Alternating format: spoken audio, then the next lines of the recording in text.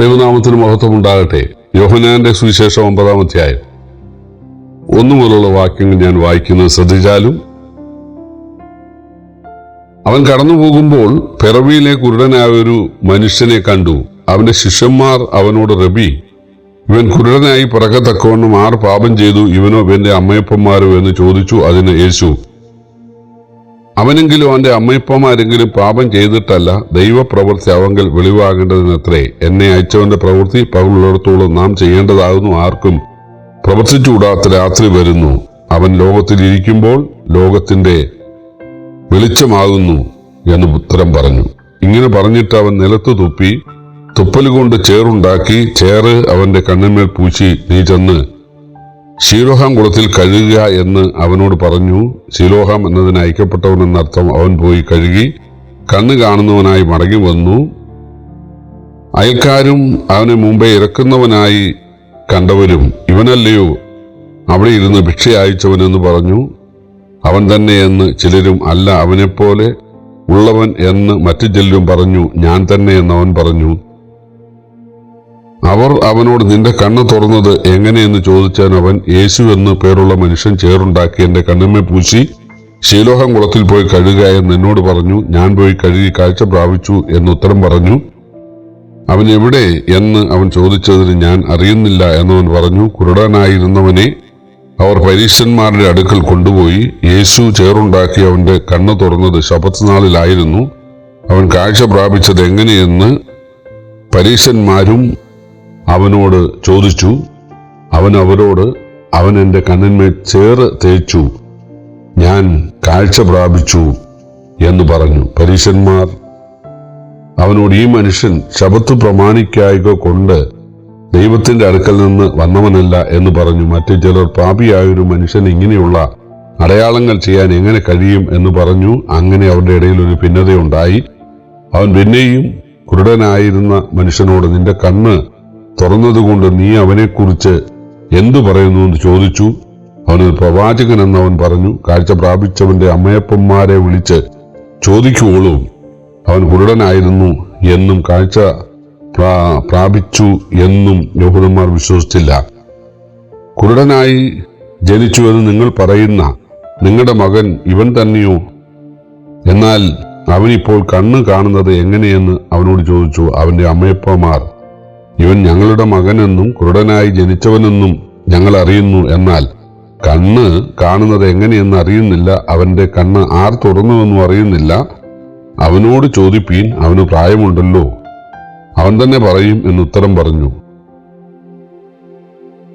യഹൂദന്മാരെ ഭയപ്പെടുക കൊണ്ടത്രേ അവന്റെ അമ്മയപ്പന്മാർ അങ്ങനെ പറഞ്ഞത്. അവനെ ക്രിസ്തു എന്ന് ഏറ്റു പറയുന്നവൻ പള്ളിപ്രഷ്ടനാകണം എന്ന് യഹൂദന്മാർ തമ്മിൽ പറഞ്ഞൊത്തിരുന്നു.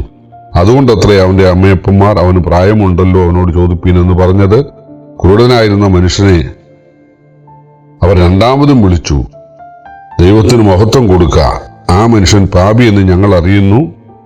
അതിനവൻ, അവൻ പാപിയോ അല്ലയോ എന്ന് ഞാൻ അറിയുന്നില്ല. ഒന്നറിയുന്നു, ഞാൻ കുരുടനായിരുന്നു, ഇപ്പോൾ കാണുന്നു എന്ന് ഉത്തരം പറഞ്ഞു. അവർ അവനോട്, അവൻ നിനക്ക് എന്ത് ചെയ്തു? നിന്റെ കണ്ണ് എങ്ങനെ തുറന്നു എന്ന് ചോദിച്ചു. അതിന് അവൻ, ഞാൻ നിങ്ങളോട് പറഞ്ഞുവല്ലോ, നിങ്ങൾ ശ്രദ്ധിച്ചില്ല. വീണ്ടും കേൾപ്പാൻ ഇച്ഛിക്കുന്നത് എന്ത്? നിങ്ങൾക്കും അവന്റെ ശിഷ്യരാകാൻ മനസ്സുണ്ടോ എന്ന് ചോദിച്ചു. അപ്പോൾ അവർ അവനെ ശകാരിച്ചു, നീ അവന്റെ ശിഷ്യൻ, ഞങ്ങൾ മോശയുടെ ശിഷ്യന്മാർ. മോശയോട് ദൈവം സംസാരിച്ചു എന്ന് ഞങ്ങൾ അറിയുന്നു, ഇവനോ എവിടെ നിന്നെന്ന് ഞങ്ങൾ അറിയുന്നില്ല. ആ മനുഷ്യൻ അവനോട്, എന്റെ കണ്ണ് തുറന്നിട്ടും അവൻ എവിടെ നിന്നെന്ന് നിങ്ങൾ അറിയാത്തത് ആശ്ചര്യം. പാപികളുടെ പ്രാർത്ഥന ദൈവം കേൾക്കുന്നില്ല എന്നും ദൈവഭക്തനായിരുന്ന് അവന്റെ ഇഷ്ടം ചെയ്യുന്നതുകൊണ്ട് പ്രാർത്ഥന കേൾക്കുന്നു എന്നും നാം അറിയുന്നു. കർത്താവായ യേശുവും ശിഷ്യന്മാരും കടന്നു പോകുന്ന വഴി പിറവിയിലെ കുരുടനായ ഒരു മനുഷ്യനെ കണ്ടു. അപ്പൊ ശിഷ്യന്മാർ യേശുവിനോട് ചോദിക്കുകയാണ്, ഇവൻ കുരുടനായി പറക്കത്തക്കവണ്ണം ആർ പാപം ചെയ്തു, ഇവനോ ഇവന്റെ അമ്മയപ്പന്മാരോ? എന്ന് പറഞ്ഞാൽ, ഇവന്റെ അമ്മയപ്പന്മാരുടെ പാപത്തിന്റെ ശാപമായിട്ടാണോ ഇങ്ങനെ ഒരു കുരുടൻ പറഞ്ഞത്?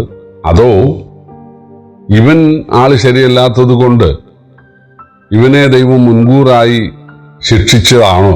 ഇതാണ് ചോദ്യം. യേശു പറയുകയാണ്, ഇവനാകട്ടെ ഇവന്റെ അമ്മപ്പന്മാരാകട്ടെ പാപം ചെയ്തതുകൊണ്ടല്ല, ദൈവപ്രവൃത്തി ഇവങ്കൽ വെളിവാകേണ്ടതിനാണ്. പ്രിയപ്പെട്ടവരെ, യേശുവിനോടൊത്ത് ശിഷ്യന്മാര് ജീവിക്കാൻ തുടങ്ങിയിട്ട് ചില വർഷങ്ങളായി. യേശുവിൻ്റെ മനസ്സലിവും യേശുവിൻ്റെ സ്നേഹവും ഇവരിതിനോടകം ധാരാളം കണ്ടു. വിശന്നിരിക്കുന്ന ആളുകൾക്ക് ആഹാരം നൽകിയത്, കാനാവിലെ വീട്ടിൽ അവരുടെ മാനക്കേട് മാറ്റാൻ ഇടപെട്ടത് ഒക്കെ ഇവർ കണ്ടതാണ്. അങ്ങനെയിരിക്കെ ഒരു കുരുടനെ, ജന്മനാ കുരുടനായ മനുഷ്യനെ കണ്ടപ്പോൾ തീർച്ചയായിട്ടും അവര്, കർത്താവേ, അവൻ ജന്മനാ കുരുടനാണ്, കനിവ് തോന്നി അവന് സൗഖ്യം നൽകുക എന്ന് പറയുകയാണ് വേണ്ടത്. കാരണം ഇവർക്കല്ലേ അറിയൂ യേശുവിന് ജന്മനാ കുരുടന് സൗഖ്യം നൽകാൻ കഴിയുമെന്ന്. അതിനേക്കാൾ വലിയ കാര്യം യേശു ഇതിനോടകം ചെയ്ത് കഴിഞ്ഞു. പുറകിൽ അവൻ്റെ അമ്മയപ്പന്മാരും അവിടെ അടുക്കലുണ്ട്. അവരാണ് അവന് ഹെൽപ്പ് ചെയ്യുന്നത്. അവര് കാരണം അന്വേഷിക്കുകയാണ്. ഇങ്ങനെയുള്ള ആളുകളുണ്ട്. യേശു പറഞ്ഞു, നിങ്ങൾ വിധിക്കരുത്, നിങ്ങൾ വിധിക്കപ്പെടാതിരിക്കേണ്ടത് നിങ്ങൾ വിധിക്കരുത്. പക്ഷെ ആർക്കെങ്കിലും ഒരു അപകടമോ രോഗമോ നഷ്ടമോ കഷ്ടമോ വന്നു കഴിഞ്ഞാൽ പെട്ടെന്ന് നമ്മളൊക്കെ ന്യായാധിപന്മാരാകും. നമ്മൾ പറയാതെ ഇന്നതാണ് ഇതിൻ്റെ കാരണം. കണ്ടോ, ഒരുപക്ഷെ അതായിരിക്കില്ല. ഇവിടെ രണ്ട് ചോയ്സാണ് അവരുടെ മുമ്പിൽ.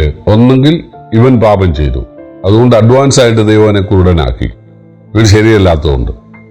അല്ലെങ്കിൽ ഇവന്റെ അമ്മയപ്പന്മാർ പാപം ചെയ്തു, അതുകൊണ്ട് മകനെ ദൈവം ശിക്ഷിച്ചു. യേശു പറഞ്ഞല്ല, ഇവനെ നമ്മൾ കണ്ടുമുട്ടാൻ ഇടയായത്, കൃത്യം നമ്മൾ വന്ന വഴിക്ക് അവൻ വരുവാൻ ഇടയായത് ഈ കാര്യത്തിൽ നമ്മൾ ഇടപെടേണ്ടതിനാണ്. പ്രിയപ്പെട്ടവർ, യേശു വന്നത് സകല കുരുടർക്കും സൗഖ്യം നൽകാൻ, സകല മുടന്തർക്കും സൗഖ്യം നൽകാൻ, സകല മരിച്ചവർക്ക് ഉയർപ്പിക്കാനൊന്നും അല്ല.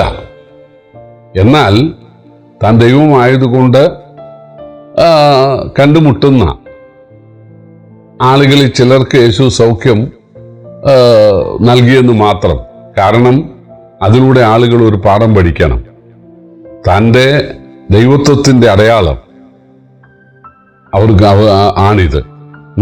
അടയാളങ്ങളുടെ ആരംഭമായിട്ടാണ് വെള്ളത്തെ വീഞ്ഞാക്കിയത്. അതുപോലെ അടയാളങ്ങളുടെ അടയാളമായിട്ടാണ് അഞ്ചപ്പം കൊണ്ട് 5000 പോഷിപ്പിച്ചത്.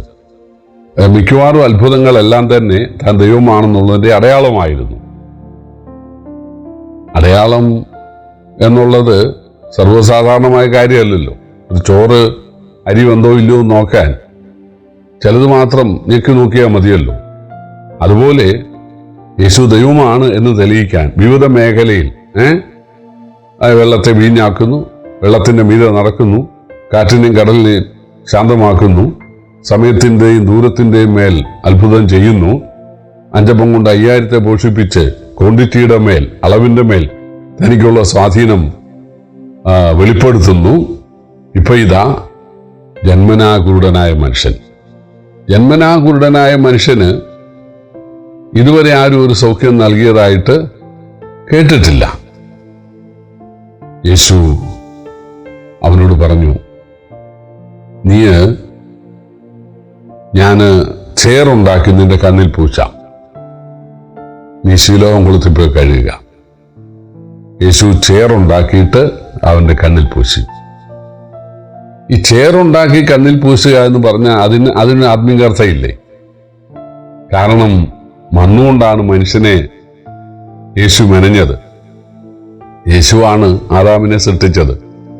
കാരണം റോമാലേഖനം 5:14 വായിക്കുന്നത് വരുവാനുള്ളവന്റെ പ്രതിരൂപമായ ആദാം എന്നാണ്. വരുവാനുള്ളത് യേശു ആയിരുന്നല്ലോ. അപ്പൊ യേശു വരുമ്പോൾ ഏത് ഷേപ്പായിരിക്കും, ആ ഷേപ്പിലാണ് ആദാമിനെ യേശു സൃഷ്ടിച്ചത്. അപ്പോ മണ്ണുകൊണ്ടാണ് ആദാം സൃഷ്ടിക്കപ്പെട്ടത്.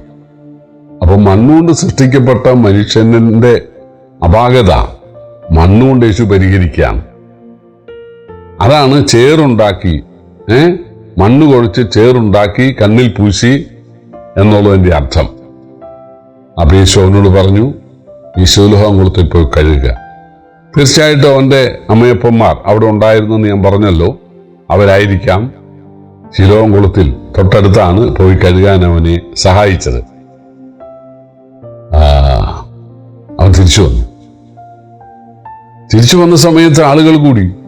ചിലർ പറഞ്ഞു, ഇതിവിടെ ശിലോം കുളത്തിങ്കിൽ ഇരുന്ന് ഭിക്ഷ അയച്ചവനാണ്. വേറെ ചിലർ പറഞ്ഞു, അവനെപ്പോലൊരുത്തനാണ്. അവനോട് ചോദിച്ചു, നീയാണോ ഇവിടെ ഭിക്ഷ അയച്ചിരുന്ന കുരുടൻ? അത് ഞാനാണ്. എങ്ങനെ സൗഖ്യമുണ്ടായി? യേശു ചേറ് കുഴച്ച് കണ്ണിൽ പൂശി. പരീശന്മാരിത് കേട്ടിട്ട് പറഞ്ഞു, യേശു ചേറുണ്ടാക്കിയോ?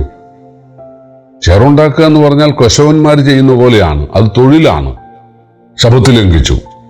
ശബത്തിൽ മണ്ണ് കുഴയ്ക്കാൻ പാടില്ല. ശബത്തിൽ കൊശവൻ പണിയെടുക്കാൻ പാടില്ല. ശബത്തിൽ അങ്ങനെയുള്ള ജോലിയൊന്നും ചെയ്യാൻ പാടില്ല. അപ്പൊ യേശു ശബത്ത് ലംഘിച്ചു, അതുകൊണ്ട് അവൻ പാപിയാണ്. ഈ മനുഷ്യൻ പറഞ്ഞു, അവൻ പാപിയാണോ എന്നൊന്നും എനിക്ക് അറിഞ്ഞുകൂടാ. ഞാൻ കുരുടനായിരുന്നു, ഞാനിപ്പോൾ കാണുന്നു. യേശുവാണ് എനിക്ക് സൗഖ്യം നൽകിയത്. ദൈവം പാപികളുടെ പ്രാർത്ഥന കേൾക്കുന്നില്ലെന്നും ദൈവഭക്തനായിരിക്കുന്നവരുടെ പ്രാർത്ഥനയാണ് കേൾക്കുന്നതെന്നുമാണ് ബൈബിളിൽ നിന്ന് ഞാൻ കേട്ടിട്ടുള്ളത്. അവർ പറഞ്ഞു, നീ മുഴുവൻ പാപത്തിൽ പറഞ്ഞവൻ, നീ ഞങ്ങളെ ഉപദേശിക്കുന്നുവോ? നീ അവനെക്കുറിച്ച് എന്തു പറയുന്നു? അവൻ പറഞ്ഞു, അവനൊരു പ്രവാചകനാണ്. അവൻ കൽപ്പന ലംഘിച്ചു, ശബത്ത് ലംഘിച്ചു, അതുകൊണ്ടാണ് നിങ്ങൾ പറഞ്ഞത് അവൻ പാപിയാന്ന്. അവൻ പറഞ്ഞു, അവൻ പാപിയല്ല, അവൻ പരിശുദ്ധനാണ്. നിങ്ങൾക്കും അവന്റെ ശിഷ്യരാകാൻ മനസ്സുണ്ടോ? നമ്മൾ വായിക്കുന്നത് അവർ അവനെ മുന്തിക്കളഞ്ഞു എന്നാണ്. നീ മുഴുവൻ പാപത്തിൽ പറഞ്ഞവൻ, ഞങ്ങൾ ഉപദേശിക്കുകയാണോ എന്ന് ചോദിച്ച് അവനെ തള്ളിക്കളഞ്ഞു. പ്രിയപ്പെട്ടവരെ, യേശുവിനതറിയാമായിരുന്നു. യേശു ആ മനുഷ്യന്, ജന്മനാ കുരുടനായ മനുഷ്യന് സൗഖ്യം നൽകുന്നതിനാൽ, അയ്യോ ഇങ്ങനൊരു ഉപകാരം യേശു ചെയ്തല്ലോ, ആ കുടുംബത്തോട് ചെയ്തല്ലോ എന്നുള്ളതോർത്ത് യേശുവിൻ്റെ അടുക്ക വന്ന് യേശുവിനെ ബഹുമാനിക്കും എന്ന് അല്ല യേശു വിചാരിച്ചത്. തീർച്ചയായിട്ടും അവരെന്നെ പകയ്ക്കും, അവര് എന്നെ തെറ്റിദ്ധരിക്കും, അവരെന്നെ ഉപദ്രവിക്കും എന്ന് യേശുവിന് അറിയാമായിരുന്നു. നാം പിന്നീട് വായിക്കുന്നത് അവർ യേശുവിനെ എറിയാൻ കല്ലെടുത്തു എന്നാണ്. എനിക്കെതിരെ ഒരു കല്ലെടുക്കുമെന്ന് യേശു അറിഞ്ഞു. എന്നിട്ടും യേശു ആ മനുഷ്യന്, ആ ഭിക്ഷക്കാരന്, ആ കുരുടന്, ആ കുടുംബത്തിന് യേശു സൗഖ്യം നൽകി. വേദപുസ്തകത്തിലുണ്ട്, യെശയ്യാപ്രവചനം 32-ലും 35-ലും 11-ലും ഒക്കെ ഉണ്ട്. ദൈവം മനുഷ്യനായി വരുമ്പോൾ കുരുടന് കാഴ്ചയുണ്ടാകും, ചെകിടൻ കേൾക്കും, മുടന്തൻ മാനിനെ പോലെ തുള്ളിച്ചാടും എന്നൊക്കെയുണ്ട്. അതാണ് ഇവിടെ നിറവേറിക്കൊണ്ടിരിക്കുന്നത്. പ്രിയപ്പെട്ടവരെ, ഇതേ യേശു നമുക്കായി കുരിശിൽ മരിച്ചവൻ, അടക്കപ്പെട്ട് ഉയർത്തെഴുന്നേറ്റവൻ, സ്വർഗ്ഗാരോഹണം ചെയ്തവൻ ഏറെ താമസിയാതെ മടങ്ങി വരും, ദൈവരാജ്യം സ്ഥാപിക്കും. യെരുശലേം ആസ്ഥാനമാക്കി ലോകരാജ്യത്വം യേശു സ്ഥാപിക്കും. അതിൻ്റെ അടയാളങ്ങളൊക്കെയാണ്, സൂചനകളാണ് ഇപ്പോൾ കണ്ടുകൊണ്ടിരിക്കുന്നത്. അന്ന് ലോകത്തിൽ ഒരു കുരുടനും ഉണ്ടായിരിക്കുകയില്ല, ഒരു ചെകിടനും ഒരു മുടന്തനും ഉണ്ടായിരിക്കില്ല, ഒരു കുഷ്ഠരോഗി ഉണ്ടായിരിക്കുകയില്ല, പട്ടിണി ഉണ്ടായിരിക്കുകയില്ല, യുദ്ധം ഉണ്ടായിരിക്കുകയില്ല, രോഗം ഉണ്ടായിരിക്കുകയില്ല, ദാഹമോ വിശപ്പോ ഉണ്ടായിരിക്കുകയില്ല. ഈ ഭൂമിക്ക് ദൈവം ശാപമോക്ഷം നൽകും, ദൈവരാജ്യം സ്ഥാപിക്കും. അതിൻ്റെ അടയാളങ്ങളൊക്കെ കണ്ടുകൊണ്ടിരിക്കുന്നു. താൻ ദൈവരാജ്യം സ്ഥാപിക്കുമെന്നുള്ളതിൻ്റെ ഒരു അടയാളമായിട്ടാണ് യേശു പിറവിയിലെ കുരുടന് സൗഖ്യം നൽകിയത്. പക്ഷെ അത് തിരിച്ചറിയാൻ അന്നത്തെ യഹൂദ നേതാക്കന്മാർക്ക് കഴിഞ്ഞില്ല. നമുക്ക് യേശുവിനെ മനസ്സിലാക്കാൻ ഭാഗ്യമുണ്ടായല്ലോ. കർത്താവ് നമുക്ക് തന്ന ആത്മീക വെളിച്ചത്തെയും കാഴ്ചപ്പാടിനെയും ഓർത്ത് നമുക്ക് കർത്താവിനെ സ്തുതിക്കാം. തീർച്ചയായിട്ടും ദൈവരാജ്യത്തിൽ നമുക്ക് കൂടുതൽ കണ്ണുകൾക്ക് വിശ്വസിക്കാൻ പറ്റാത്ത നിലയിലുള്ള അനുഗ്രഹം കർത്താവ് നൽകും. ആ പ്രത്യാശയോടെ നമുക്ക് കഴിയാം. കർത്താവിൻ്റെ വലിയൊരു നാമം വാഴ്ത്തപ്പെടുമാറാകട്ടെ.